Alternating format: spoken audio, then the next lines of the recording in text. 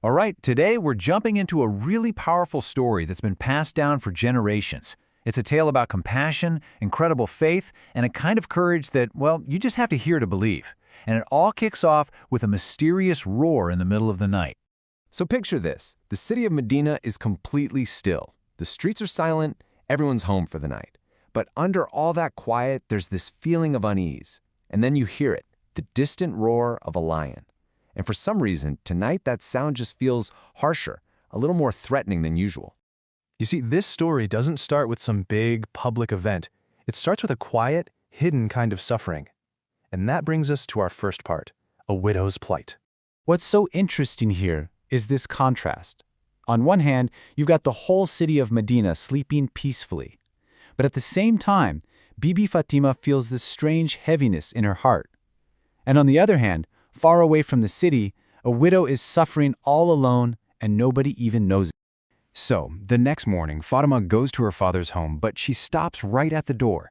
She overhears him talking to his companions, and his voice is just full of concern. He's telling them about this very widow, how her husband was martyred, and how she hasn't had any food for 2 whole days. And hearing that, well, it just pierces Fatima's heart. Now, hearing this doesn't just make her sad. No, it sparks something in her. It moves her to act right away. And that's our next part, a daughter's resolve. So instead of going into her father's house, instead of saying anything at all, she just quietly turns around. Her mission is suddenly crystal clear. In that one silent moment, she's made a decision. She knows exactly what she has to do. Back in her own home, there is zero hesitation. She just gets right to it. She lights her stove, bakes 2 simple loaves of bread, packs them up with some dates, and then she herself sets out on this dangerous journey. The key here is how fast and personal her response is. She didn't wait for someone else to do it. As she's leaving, a friend spots her and asks, "Wait, how can you go out there alone? That path is so dangerous, it's full of wild animals." But Fatima's reply is just so calm and filled with this absolute, unshakable faith. She says that all creatures, even the beasts of the jungle, praise God, and that if your intention is pure, then God himself will protect you. And with that, she walks right into the desert. And this is where her faith is about to be put to the ultimate test, as she's walking all alone, heading towards the jungle. As she's walking, the sun starts to set. She's completely by herself, but she feels something. You know that feeling? A presence. There's a silent movement behind her. She stops, and she turns around to see what it is. Yep, it's the very same creature whose roar she heard in the night.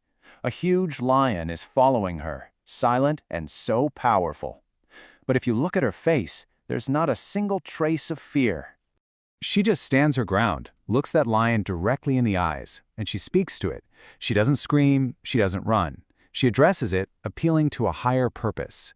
She tells it she's on a mission from God to feed the hungry, and she asks it not only to let her pass, but to protect her. And what happens next is the story's first incredible miracle. The lion just stops. It lowers its head, and then it speaks. Can you imagine? It calls her by a title of the highest honor and promises that it was never there to harm her, but to be her guardian on this secret journey. So now, with a lion as her unlikely bodyguard, her journey continues. But everything has changed. The threat has become her protector, and now her mission of compassion can actually be completed.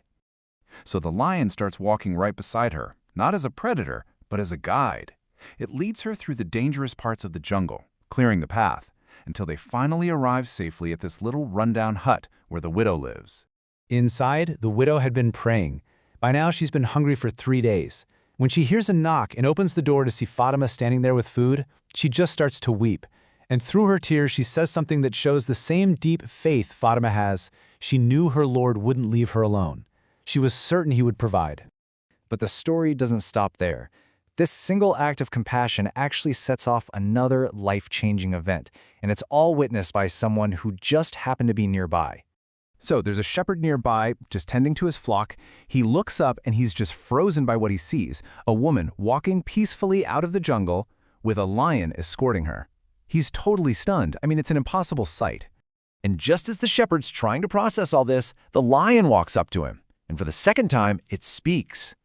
It tells the shepherd that even the animals of the jungle recognize the prophet, and then it tells him to go find the prophet and accept the faith. And it even promises to guard his entire flock of sheep until he gets back. And in that moment, the shepherd's whole world is transformed. He doesn't hesitate for a second. He leaves his entire flock with the lion. He runs to meet the prophet, and right then and there, he embraces Islam. His entire life changed, all because of the miracle he saw in the desert. So after all of these incredible events, what's the central message here? What are we really meant to take away from a story like this? Well, the story teaches us a few really powerful things. First, that true faith is way stronger than fear. That when you do something out of pure compassion, you're divinely protected. That miracles aren't just for show. They can literally change a person's entire life. And maybe most importantly, that when you act with a pure heart, a path will always open up for you, even if it seems like you're walking through a jungle full of lions. Okay, now there's one final, really important piece of context here. The source material is very clear that this story is what's called a hikayat.